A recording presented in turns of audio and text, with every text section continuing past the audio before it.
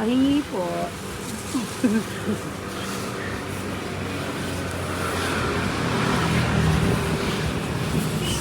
Wow! Sinong merong ganito sa bakuran nyo? Grabe, ingatan nyo na, alagaan nyo na. Ang daming benefits. Grabe, sobra. Ayan, araw-araw akong nagpapakuha dun sa bakod ng kapitbahay namin sa kabila.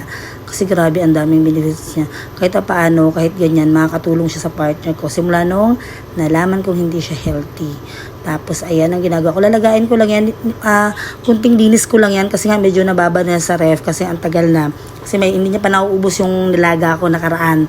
Tapos, ayan, hinugasan ko lang siya ng unti. Nung hinugasan ko ngayon, yung kulay niya. Kaya sayang yung kulay niya. Parang yung kulay niya yata yung healthy. Ayan, mag-iba yung kulay niya. O, diba? Nakita nyo naman. Ang galing nga eh. Hindi ko alam na grabe, ang dami palang benefits yan. Ang dami. Sa ating mga mami, pwede yan.